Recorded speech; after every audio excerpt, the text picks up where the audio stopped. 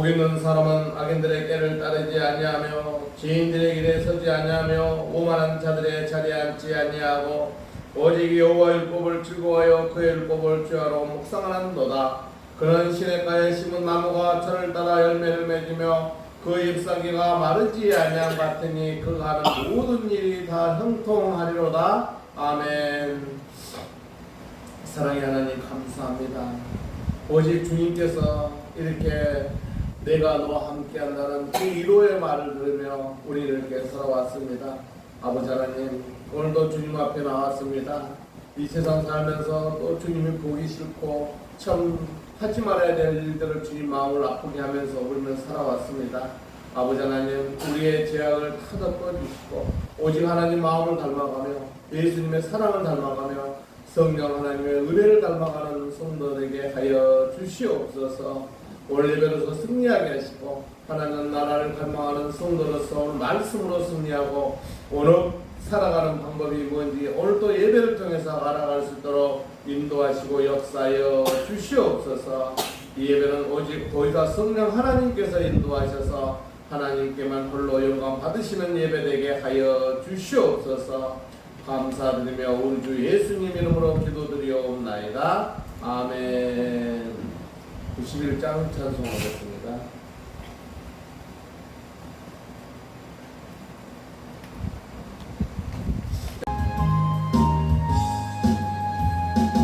슬픈 마음 있는 사람 예수 이름 믿으며 영원토록 변함없는 기쁜 마음 얻으리.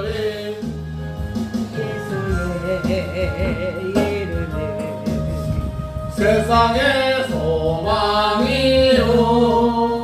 예수의 이름은 천국의 기쁨일세. 거룩하신 주의 이름 너의 방패 삼으라. 환난 시험 당할 때에 주께 기도드려라. 예수의 이름은 세상의 소망이요 예수의 이름은 천국의 기쁨일세. 존귀하신 주의 이름 우리 기쁨대로다. 주의 봄에 안길 때에 기쁨 찬송 부르리. 예수의 이름은 세상의 소망이요 예수의 이름은 천국의 기쁨일세. 우리 갈 길 다간 후에 보좌 앞에 나가 왕의 왕께 경배하며 멸류관을 드리리. 예수의 이름은 세상의 소망이요 예수의 이름은 천국의 기쁨일세. 사도신경으로 신앙을 드리겠습니다. 전능하사 천지를 만드신 하나님 아버지를 내가 믿사오며 그의 아들 우리 주 예수 그리스도를 믿사오니 이는 성령으로 잉태하사 동정녀 마리아에게 나시고 본디오 빌라도에게 고난을 받으사 십자가에 못 박혀 죽으시고 장사한 지 사흘 만에 죽은 자 가운데서 다시 살아나시며 하늘에 오르사 전능하신 하나님 우편에 앉아 계시다가 저희로서 산 자와 죽은 자를 심판하러 오시니라. 성령을 믿사오며 거룩한 공예와 성도가 서로 교통하는 것과 죄를 사하여 주시는 것과 몸이 다시 사는 것과 영원히 사는 것을 믿사옵나이다. 아멘. 교동문 70번 이사야 42장입니다. 내가 붙드는 나의 종 내 마음에 기뻐하는 자 곧 내가 택한 사람을 보라.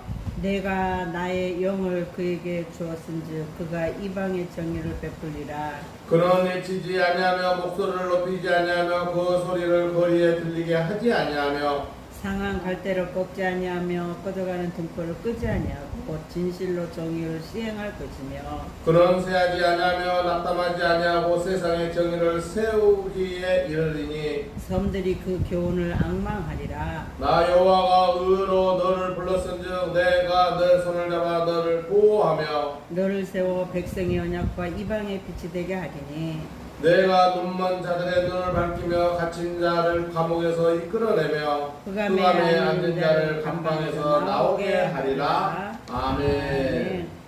438장 찬송하겠습니다.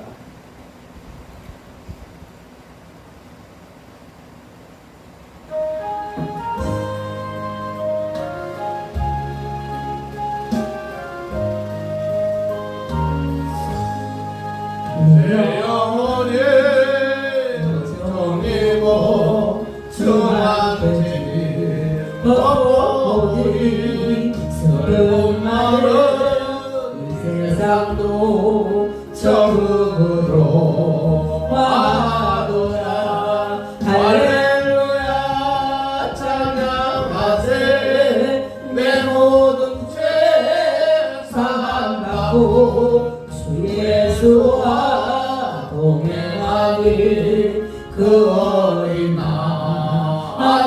하늘나라 주의 얼굴 뵙기 전에 멀리 해도 하늘나라 내 마음속에 이루어지니 날로 아깝도다. 할렐루야 찬양하세. 내 모든 죄 사함받고 주 예수와 동행하니 그 어디나 하늘나라 높은 산에 거친 거리 조망이나 궁궐이나 주 예수는 모신 곳이 그 어디나 하늘나라. 할렐루야 찬양하세. 내 모든 죄 사함받고 주 예수와 동행하니 그 어린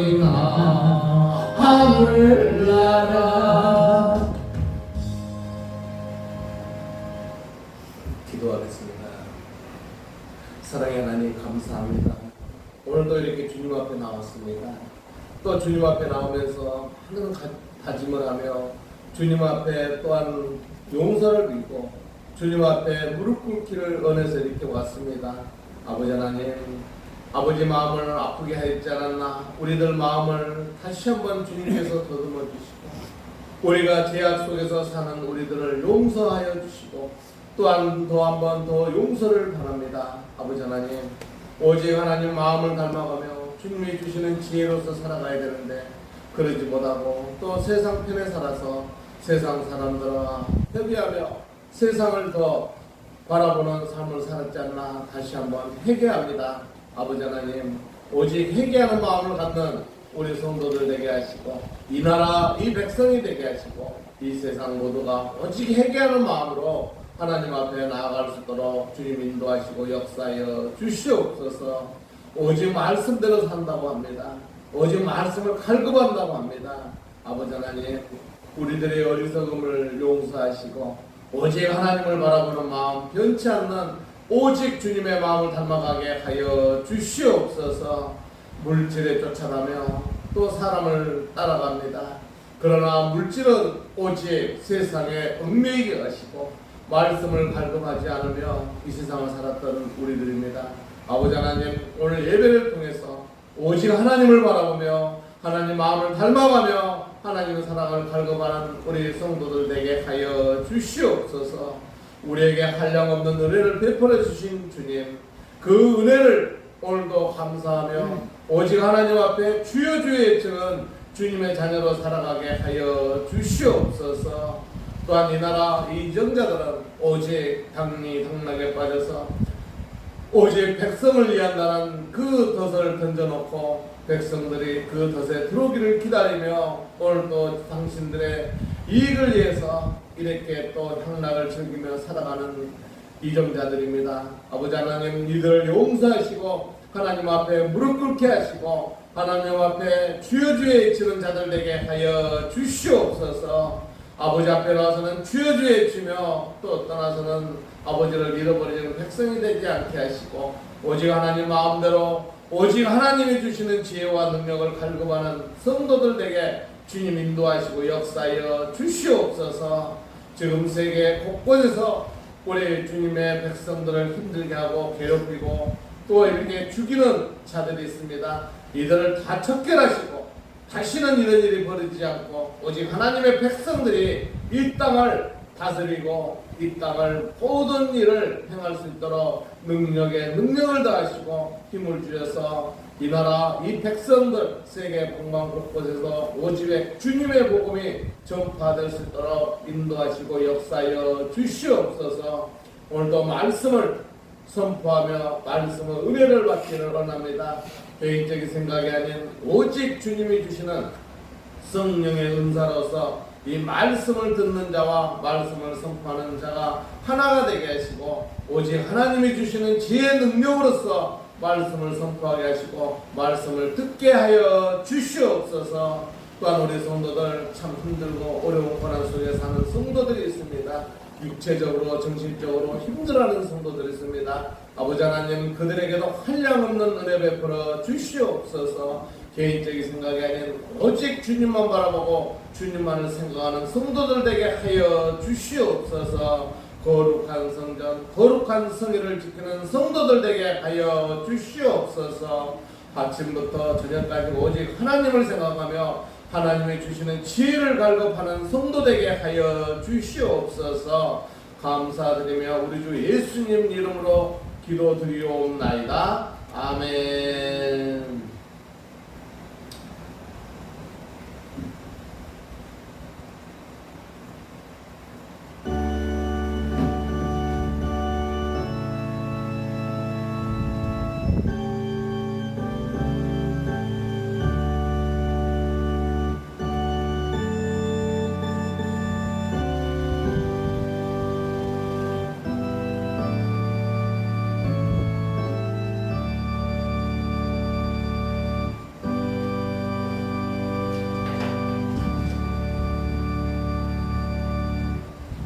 하나님 말씀은 마태복음 4장 12절로 22절 말씀입니다.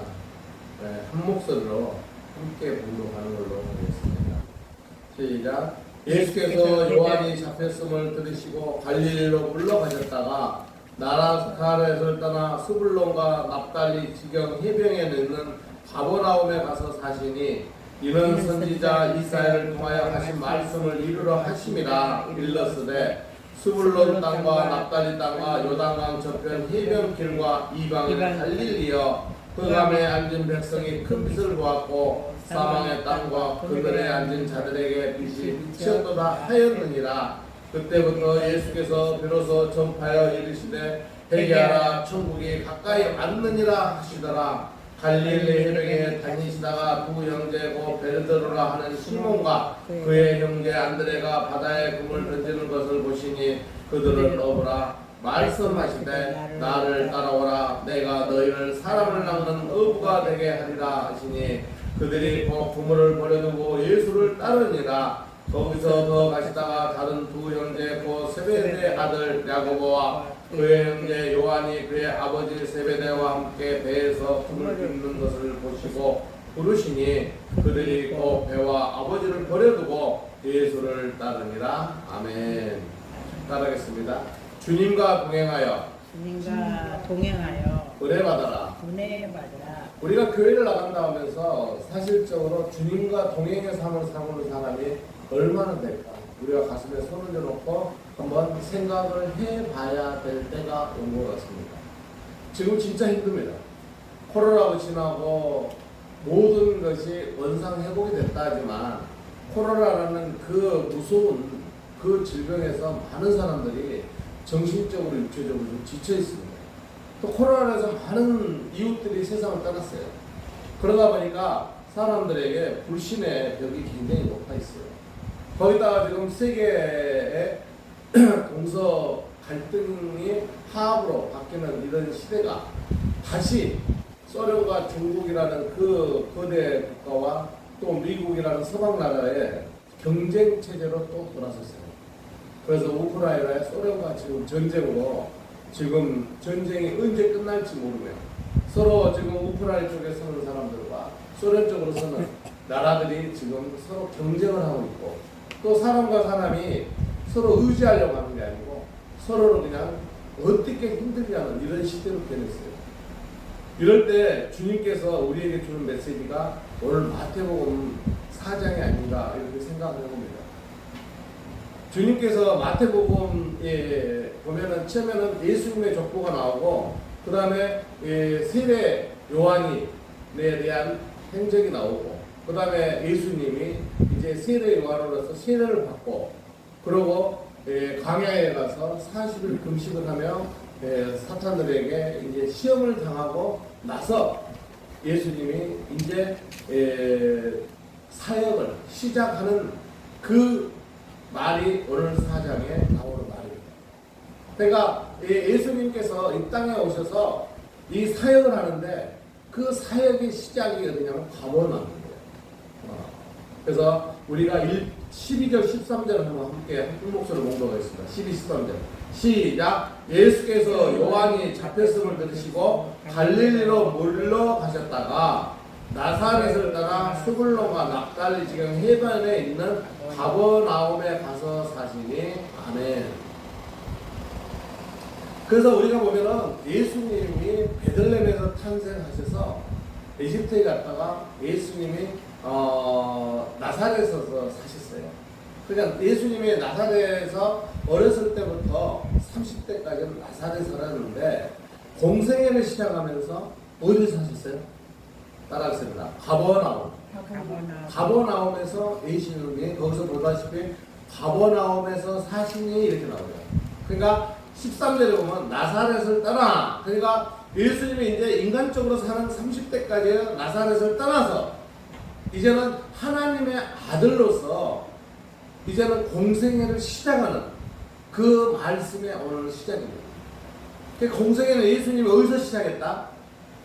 가버나움. 따라서 가버나움에서 예수님이 시작하신 거예요. 그러니까 예수님은 이 공생애를 시작하면서 본인이 어려움을 닥치고 내가 어떤 일을 해야 되고 행위를 정확하게 알고 계시면서 지금 가버나움으로 가신 거예요. 근데 이제 우리가 가버나움이라는 것이 어떤 도시인가를 우리가 알아야 됩니다. 가버나움. 우리가 보면은 성경에 보면은 많은 지역이 나옵니다.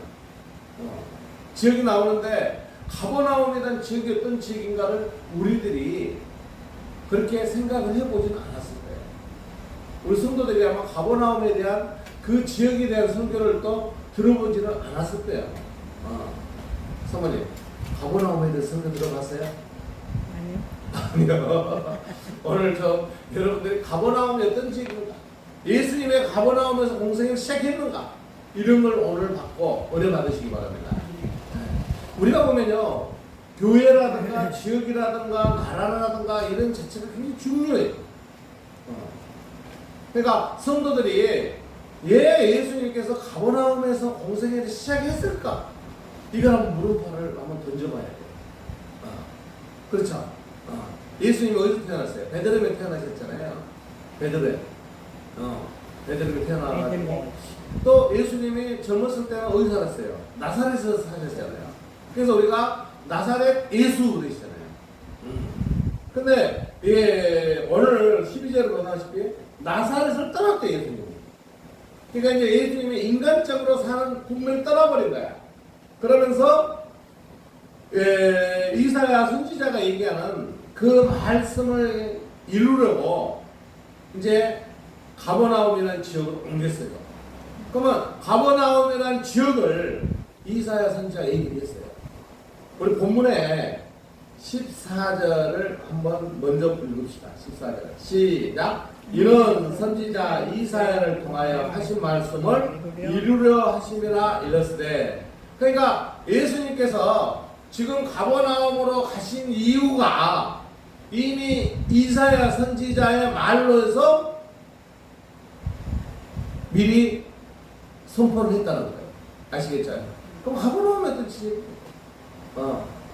이제 15절부터 16절까지가 가버나움에 대한 얘기가 나오고, 이따가 이사야 본문을 또 여러분들과 함께 이렇게 보는 걸로 하겠습니다. 우리 15절 16절 함께 볼까요? 시작. 스불론 땅과 납달리 땅과 요단강 저편 해변길과 이방인의 갈릴리여, 흑암에 앉은 백성이 큰 빛을 보았고 사망의 땅과 그늘에 앉은 자들에게 빛이 비치었도다 하였느니라. 아멘. 그러니까 우리가 보면 이사야 선지자가 지금 얘기하는 파란 것이 보면은 흑암에 앉은 백성이, 흑암이라는 건 뭐예요? 어둡고 캄캄한 지역. 그러니까 어디 보면은요, 흑암이라는 것은 어둠의 세력들이 있는 데라 이렇게 생각할 수가 있어요. 그러니까 그 조직폭력이라든가 뭐 이런 어떤 자체들이 있는 그런 지역. 그렇죠. 그 다음에 사망의 땅. 아무리 봐도 그 지역은 빛이 비치질 않아. 죽음의 도사라는 그런 지역이 있다는 거예요. 그런 지역에 빛이 비쳤다. 왜요? 빛이 비쳤다는 건 아니라 가졌다는 거예요. 그럼 누구로 해서 빛이 비쳐졌다는 거예요? 하나님. 예수님. 예수님. 이 어디 정말 계시는 거죠? 가버나움에 계시잖아요. 그러니까 가버나움에 가기 전에는 어떤 지역이 있는가? 이것을 지금 얘기해 주고 있어요. 그 밑에 이사야 9장 1절 2절 한번 봐볼까요? 9장 2절 밑에 있죠. 전에 시작. 전에 고통받던 자들에게는 흑암이 없으리로다. 옛적에는 여호와께서 수불론 땅과 납달리 땅에 멸시를 당하게 하셨더니 후에는 해변길과 요단 저쪽 이방의 관리를 영화롭게 하셨으니라. 흑암에 행하던 백성이 큰 빛을 보고 사망의 그늘 땅에 거주한 자에게 빛이 비치더라. 그러니까 여기는 지금 이사야 선지자가 이제 얘기하는 거예요. 거기는 어둠이 있고 이 땅에는 그냥 사람이 살 수 없는 그런 지역이었다. 근데 누가? 우리 주님이 가심으로써 빛이 비쳤다. 근데 중요한 건 뭐냐면요, 우리 예수님이 거기에서 빛이 비쳤는데 이 지역이 예수님이 돌아가시고 나서 어떤 지역으로 변했을까? 이런 얘기를 예수님이 하고 계세요. 우리 마태복음 한번 읽어볼까요? 마태복음. 네. 마태복음 11장 23절 24절. 자, 사모님 힘드세요? 같이 보여요? 말씀. 우리 마태복음 11장 23절 24절 보겠습니다. 가버나움아 시작. 가버나움아 너가 하늘에까지 높아지겠느냐 음부에까지 낮아지리라. 내가 행한 모든 것들을 소돔에서 행하였더라면 그 성이 오늘까지 있었으리라. 내가 너희에게 이르노니 심판날에 소돔 땅에 너보다 견디가 쉬우리라. 아멘. 그러니까 뭐냐면 가버나움아 했어요. 그럼 뭐예요? 그 지역을 얘기를 했잖아요, 예수님이. 근데 예수님이 하신 말씀을 보면은 뭐예요? 너가 하는 행위가 높아지겠느냐 낮아지겠냐면 너가 하는 행위가 너무 볼 수가 없다는 거야, 예수님께서. 그러면서 뭐예요? 모든 권능을 뭐예요? 소돔에서 행하였다라면 그 성이 오늘까지 있었으리라. 이 말은 무슨 말이냐면요, 소돔과 고모라 지역이 너무 어떤 위치로 봤을 때 하나님께서 용서할 수 없어가지고 어떻게 했어요? 앞전 주에 우리가 얘기했죠. 의인 몇 명까지 찾으라 했어요. 10명까지 찾으라 했잖아요. 앞전 주에 했는데 의인 10명 찾았어요? 못 찾았어요? 못 찾았죠. 그래서 어떻게 됐어요? 유황불로 그 지역을 해버렸죠. 근데 지금 예수님께서 얘기하는 건 뭐냐면요, 걔들이 행하는 행위보다 비교를 하고 있어요. 모든 권능을 소돔에서 행하였더라면 그러니까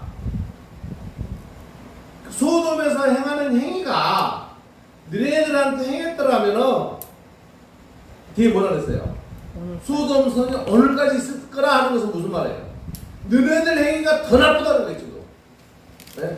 그렇게 아셔야 돼요. 그러니까 이 가버나움이라는 지역이 소돔 성보다 더 회개하지 않고 여기 있다는 거예요. 그래서 예수님께서 거기 가가지고 많은 일을 행하셨어요. 성경에 보면요, 벙어리가 문제가 아니에요. 죽은 사람도 살리고 많은 일을 하시고, 그러면서 예수님께서 그 일을 하시면서 하는 게 뭐예요? 나를 따르라. 나를 따르라는 게 뭐예요? 나와 동행해라 하는 거예요. 그리고 네가 지은 죄를 뭐 하는 거예요? 회개해라 하는 거예요. 근데 이 지역이 예수님도 따르지 않고 동행도 안 하고 회개도 안 했다는 거예요. 우리 성도들이 이제 거기서 깨달아야 되는 거예요. 뭐야? 주님께서 우리에게 주는 메시지가 뭐냐면요, 너네들이 나를 따르라는 거예요. 한번 따랐습니다. 주님을 따르라. 주님을 따르라. 그러니까 평생 주님을 영접하면 주님을 평생 죽을 때까지 따라야 되는 거예요. 주님께 은혜만 받고 주님을 따르지 않아. 그러면 안 된다는 거야. 그래서 여기서 뭐냐면 와서 수많은 사람의 병을 치료했어요. 또 가버나오면서 어떤 일이 있었냐? 오병의 기적이 있죠. 오병의 기적도 가버나오면서 해냈어요. 그러면 예수님이 대단하시죠. 그런 예수님을 믿고 그 예수님이 하신 행적을 따라다니면서 오직 예수를 그래서 살아야 되는 거예요. 따라서 오직 예수. 오직 예수. 그러니까 오직 예수라는 마음을 가지고 살아야 돼요. 세상 것은 두 번째예요. 어떤 일을 써서 이 성전에서 예배드리는 것을 지체하고 주일 성수 거절하면 안 되는 거예요. 제일 중요한 건 뭐냐면 오직 예수라는 마음을 가지고 주님과 함께 동행을 해야 돼요. 그러니까 예수님께서 지금 마태복음 11장 23절 24절 가버나움아 하는 이유는 가버나움에서 이러고 있다는 거예요. 그러면서 뭐라 했어요? 내가 너희에게 이르노니, 같이 읽읍시다. 심판날에 시작. 심판날에 소돔 땅이 너보다 견디기 쉬우리라. 그러니까 소돔 땅이 워낙 우리가 보면 구약에서 얘기한 식으로 소돔 땅이 너무 창의되고 말로 표현 못하는 소돔과 고모라를 하나님께서 유황불로 이렇게 했잖아요. 근데 지금 가버나움은 소돔 땅도 너희들 더 말 안 듣고 너희들 그런 얘기 한다는 거예요. 그러면은 질문합시다. 가버나움에 지금 도시가 남아있었을까요? 아니요. 안 남아있었겠죠. 그런 생각이 나죠. 근데 가버나움은 이제 뒤에 말씀을 드리겠습니다만, 가버나움이라는 지역이 예수님이 돌아가시고 나서 그 땅이 결국에는 지진으로 해서 도시가 없어져 버렸어요. 없어져 가지고 그 이후에 그 도시를 역사학자들, 지리학자들이 땅을 파헤쳐 가지고 지금 관광지를 만들었다 그래요. 그러니까 우리 주님께서 말씀한 대로 우리 성도들이요, 가버나움을 누구를 이름 부르시는 거야 돼요. 우리 얘기를 하면 하이나 하는 식으로. 너가 지금 죄악 속에 있는데 지금 네가 소돔과 고모라가 살면 내가 결국에는 그 지역보다 네가 더 악한 행위를 하니 하지 말라 이 말이에요. 그걸 생각하셔야 돼요. 그래서 예수님께서 그 땅에 그 어둡고 힘든 데 가서 복음을 선포하려고 천국의 비밀을 가르쳐 주려고 그러고 가셨어요. 그래서 그 땅의 스타트가 예수님께서 하신 말씀이 뭐냐면 17절에 나왔어요. 그 17절 한번 봅시다. 시작. 이때부터 예수께서 비로소 전파하여 이르시되 회개하라 천국이 가까이 왔느니라 하시더라. 아멘. 천국이라는 용어를 누가 제문 썼을까요? 올라왔잖아요. 누구예요? 오직 예수님께서 얘기하신 거예요. 그 전에 이제 회개하라, 이제 그 세례 요한이었는데, 세례 요한은 우리 예수님이 오시는 그 길을 여는 사람이에요. 그래서 세례 요한은 뭐라 그래요? 마지막 선지자를 그래요. 따라하십니다. 마지막 선지자. 그러니까 마지막 선지자 세례 요한이 1절에 이제 나오는 거예요. 세례 요한은 예수님이 오는 통로이기 때문에 세례 요한은 그 많은 사람들에게 이 독사의 자식들아 하면서 예수님의 오심을 예언하면서 많은 사람들에게 세례를 주고 많은 사람들이 그 복음을 선포하면서 예수님을 하나님의 역사를 믿게끔 하고 예수님이 오시면은 예수님을 통해서 그 훌륭하신 메시아분이 그분을 믿어라 하면서 선포하는 사람이 세례요한이에요. 그럼 예수님이 이제 사역을 시작하게 되면 세례요한이 필요하지 않아요? 필요하지 않죠. 그래서 우리가 12절을 봅니다. 12절 어떤 내용입니까? 12절 시작. 예수께서 요한이 잡혔음을 들으시고 갈릴리로 몰려가셨다가, 그러니까 요한이 뭐 했다는 거예요? 잡혔다는 건 어디가? 교도소로 들어갔다는 거죠. 아시겠죠? 감옥에 들어갔다는 거예요. 그러니까 세례 요한은 할 일이 끝났다, 할 일이 있다. 할 일이 끝난 거예요. 끝나가지고 세례 요한이 이제 끝남으로써 누가 일을 해야 돼요? 예수님 하시는 거예요. 그래서 예수님은 사역을 시작할 때 가버나움이라는 지역이 좋은 데서 했어요? 안 좋은 데서 했어요? 안 좋은 안 좋은 지역에서 했다는 거예요. 그래서 우리 성도 여러분, 선교사들이 와가지고 이 땅에 우리가 이 잘 사는 나라를 좀 있어요. 일을 했을까요? 예.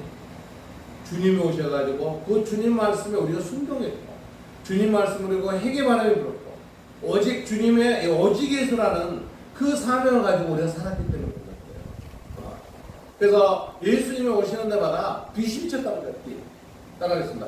예수님이 오신 데는 예수님이 오신 데는 빛이 비쳤다. 빛이 비쳤다. 그러니까 예수님이 오시면 막 빛이 비쳐가지고 오늘 계신 때 틈타지 못하는 거예요. 그게 잘 되겠어요, 안 되겠어요?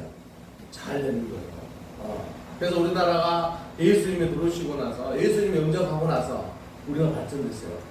그러면 우리가 예수님을 영접해서 오늘 말씀대로 예수님과 동행을 해야 되겠어요, 안 해야 되겠어요? 해야겠어요. 해야 되는 거예요. 예수님과 동행하지 않으면 어둠 세력들이 여러분들 힘들죠. 어둠 세력들이 여러분들 넘어지게 만들어요. 그럴 때마다 여러분들이 회개하게 들어야 돼요. 그래서 예수님께서 그래요. 먼저 뭐라 그러세요? 우리 17절 빨간 것을 봅시다. 뭐라 그러세요?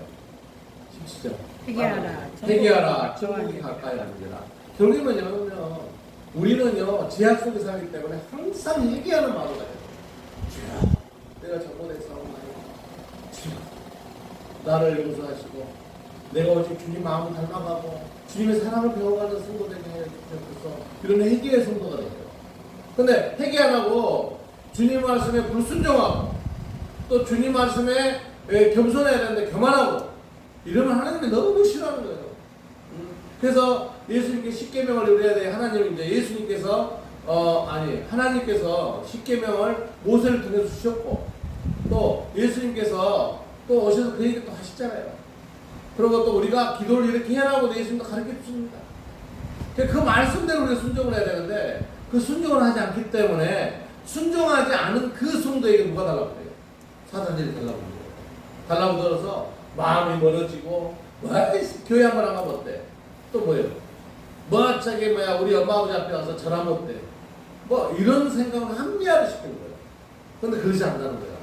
하나님의 말씀은 여러분들이 끝나는 그날까지 지켜야 되고 그날까지 순종해야 되는 거예요. 한 번에 순종을 거르는 것은 하나님께서는 기억을 하고 계신다는 거예요. 우리 누가복음 17장 20절 21절 한번 봅시다. 바리새인들이 시작. 바리새인들이 하나님의 나라가 어느 때 임하나이까 묻거든 예수께 대답하여 이르시되 하나님의 나라는 볼 수 있게 임하는 것이 아니요 또 여기 있다 저기 있다고도 못하리니 하나님의 나라는 너희 안에 있느니라. 아멘. 그러니까 하나님의 나라는요 우리가 생각할 때 이 영적인 믿음에서는요 하나님 나라를 내가 갈망하면서 내가 가는 거예요. 근데 결국에는 하나님께서 데리고 간다고 그러지만 내 자신이 하나님 나라 갈망해야 가는 거예요. 이 땅에서 그냥 살다가 저 땅에 간다는 그런 믿음을 가지면 안 되는 거예요. 그 밑에 히브리서도 한번 볼까요? 히브리서 14장 24절 믿음으로 시작. 믿음으로 모세는 장사하여 바로의 공주의 아들이라 칭함받기를 거절하고 도리어 하나님의 백성과 함께 고난받기를 잠시 제약의 낙을 누리는 것보다 더 좋아하고. 아멘. 그러니까 모세는요 왕국에 살면서 그 바로의 공주의 아들로 돼 있어서 편하게 살 수 있었어요. 근데 그것도 버리고 광야에 가 40년 고생하고 이브리인의 지도자가 돼가지고 오직 뭐예요? 하나님 백성들을 위해서 일을 했잖아요. 그러니까 우리가 살아가는 데는요 세상이 한 명이 빠져버리면요 그때부터 믿음이 그냥 끝나는 거예요. 그러니까 모세와 같은 믿음을 가지고 하나님을 바라보는 갈망하는 성도로 살아가는 이런 성도 되시기 바랍니다. 그래서 예수님께서 이제 공생애를 시작하면서 이런 지역에서 모든 얘기를 회개하라 천국이 가까우니라 하면서 이제 사역을 시작합니다. 그래서 오늘 사실은 18절부터 22절까지는 덤이에요. 그럼 예수님께서 시작하면서 뭐부터 시작했는가 하는 걸 우리가 봐야 돼요. 회개하라 천국이 가까웠느라 하시면서 이제 예수님께 얘기하는데 가버나움이라는데 누가 살았는가 이걸 우리가 알아볼 수 있어요. 우리 18절을 한번 봅시다. 18절 갈릴리 해변에 시작. 갈릴리 해변에는 다니시다가 두 형제고 베드로라는 시몬과 그의 형제 안드레가 바다에 그물 던지는 것을 보시니 그들은 어우라. 그러니까 여기서 벌써 두 사람이 나왔어요. 누가 나왔어요? 베드로 그 다음에 안드레가 나왔어요. 그러니까 예수님의 수제자가 누구예요? 베드로예요. 그런데 베드로와 안드레도 예수님 제자예요. 그러면서 예수님께서 말씀하신 게 19절에 나옵니다. 시작. 말씀하실 때 나를 따라오라. 내가 너희를 사람을 낳는 어부가 되게 하리라 하시니 아멘. 그게 뭐냐면요. 예수님께서는요. 결국에는 이 땅에 우리가 잘 먹고 잘 사는 것도 중요하지만 여기서 뭐예요?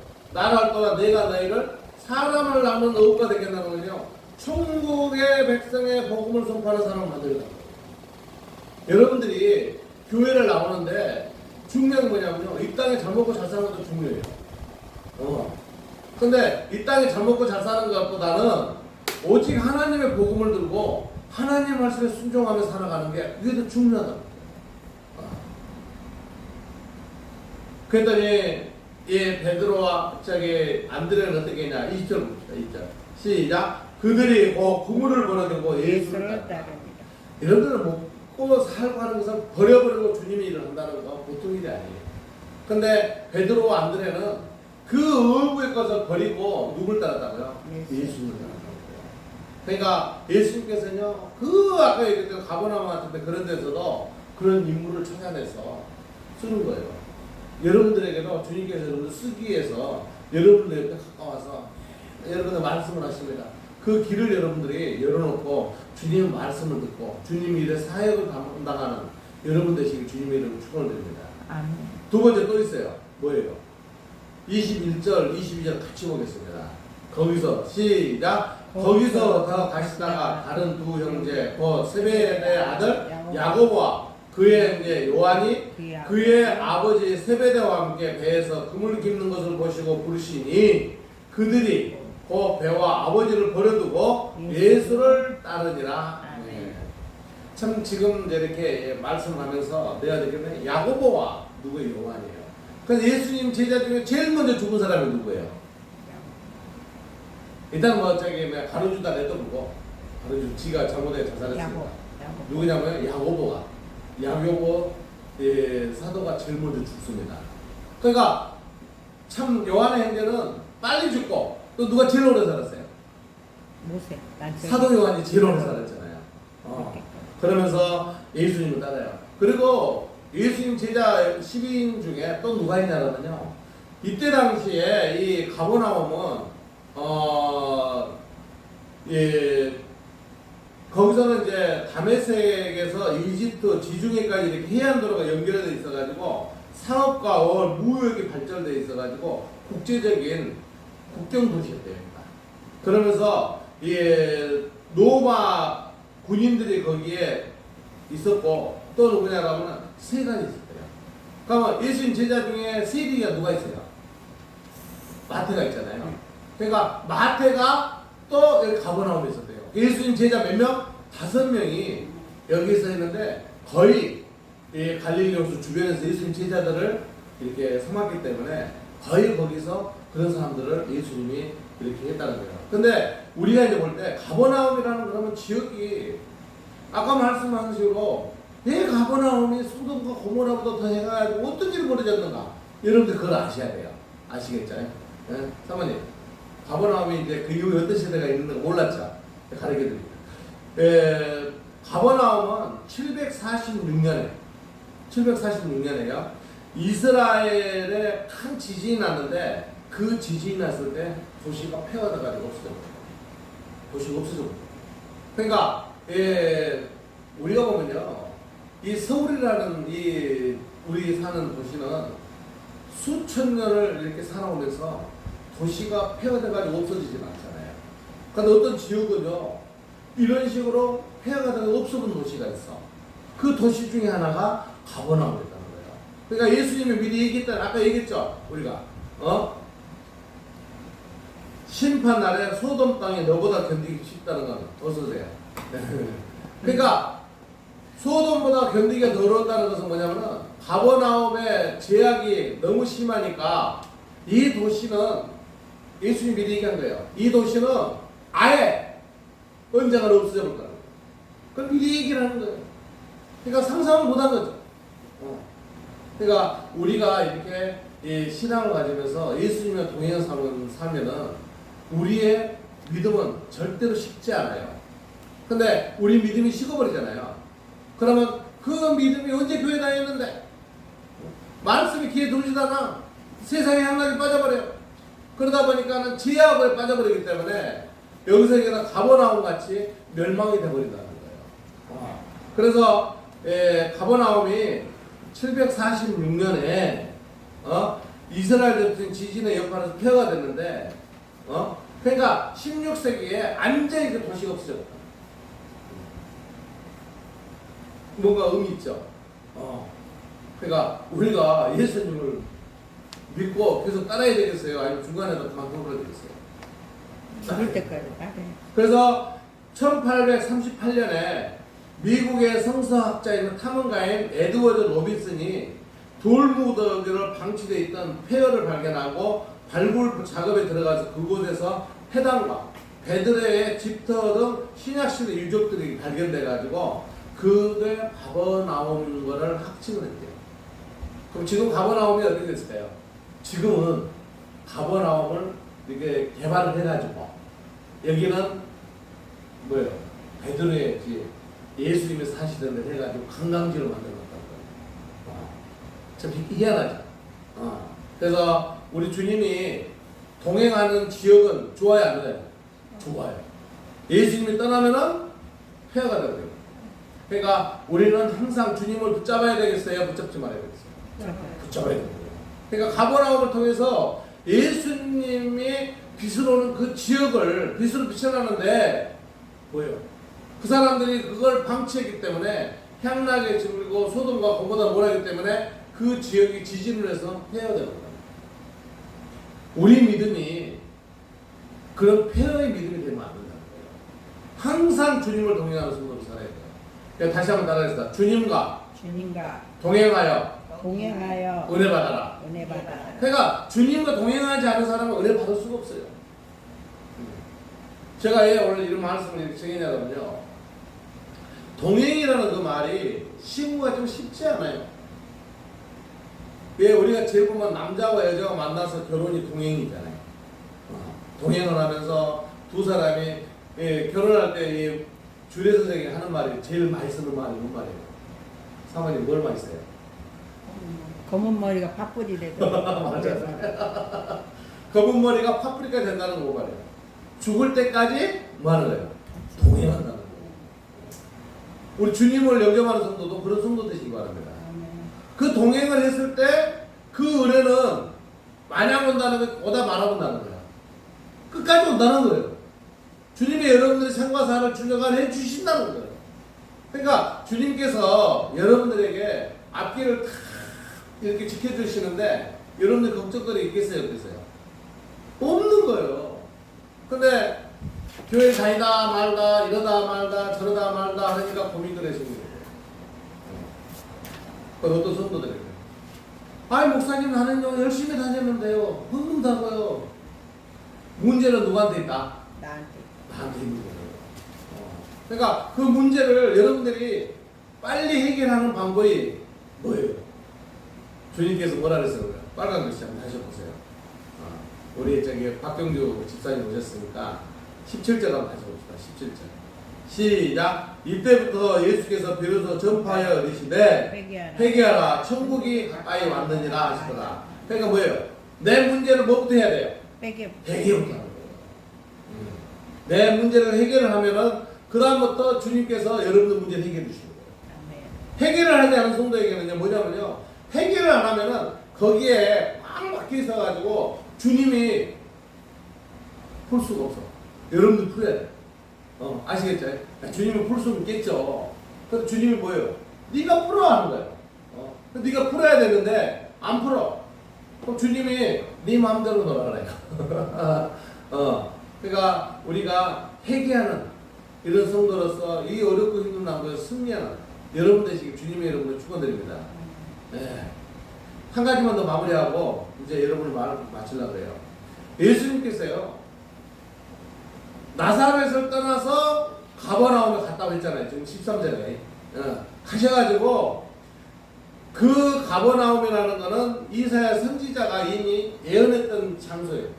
거기에 예수님이 가시면서 빛이 비춰졌어요. 그러니까 우리 마음속의 성전에 누가 계셔야 돼요? 예수님이 계시면서 뭐예요? 그 성전이 뭐예요? 빛이 비춰도다. 빛이 비친다는 거예요. 그러니까 여러분 성전에 예수님이 계시지 않으면 빛이 없기 때문에 여기는 그냥 맨날 어둠의 세력. 입에서도 좋은 말 나오잖아. 나쁜 말이 나오고. 사람 보는 각도도 부정적으로 봐. 긍정적으로 보시지 않아요. 예. 예수님이 없기 때문에. 그러면 이 우리 개인 성전, 우리 인간들에게 말하자 교회 성전도 또 그런 거예요. 예수님이 계셔야 돼요. 주여, 주여. 예수님이 계셔야 은혜가 넘치고 주님과 함께 동행하면서 주님께 모든 걸 알릴 수 있는 이런 성전이 돼야 되는 거예요. 그래서 오늘 여러분들께서 예수님께서 회개하라 천국이 가까이라는 이 말씀을 여러분 마음속에 탁 새기셔야 돼요. 그럼 다시 따라하겠습니다. 회개하라. 천국이 가까이 왔느니라. 천국이 가까이 왔느니라. 결국엔 주님께서는요 이것 때문에 오셨다는 거예요. 명제를. 그래놓고 모든 사역을 시작했던 거예요. 예수님 3년 공생애를 하면서 결국에는 우리 꼭 회개하라는 거예요. 회개하고 천국이 가까웠다. 결국 우리는 어디를 가는 거예요? 재림을 해서 예수님께 들림을 받아서 천국을 가는 성도로서 이렇게 살아가야 되는 거예요. 그래서 우리가 어렵고 힘든 이 난국에서 오직 주님을 바라며 주님과 함께 동행하여 은혜 받는 성도 되시길 우리 주 예수 그리스도 이름으로 축원을 드립니다. 아멘. 기도드리겠습니다. 사랑의 하나님 감사합니다. 주님께서 나사렛을 떠나서 가버나움으로 이렇게 가셨습니다. 주님께서 3년 동안 이렇게 공생애를 하면서 가버나움에서 모든 사역을 하면서 베드로와 안드로 또 야고보와 또한 요한 또한 마태와 그의 많은 제자들을 이렇게 삼고 주님의 사역을 시작한 곳이 가버나움입니다. 하지만 가버나움은 예수님이 계실 때는 수많은 사람들이 주여 주여 외쳤던 곳이지만 이들이 회개하지 않고 이들이 천국에 가까워지는 예수님의 마음을 믿지 않았기 때문에 가버나움은 이 지역이 지진에서 흔적이 없는 사라져버린 도시가 되었습니다. 아버지 하나님 오직 주님과 동행하여 가버나움 같은 믿음이 아닌 오직 주님을 닮아가는 주님의 믿음이 되게 주님 인도하시고 역사하여 주시옵소서. 인간적인 마음이 아닌 주님의 마음을 닮아가는 성도 되게 하여 주시옵소서.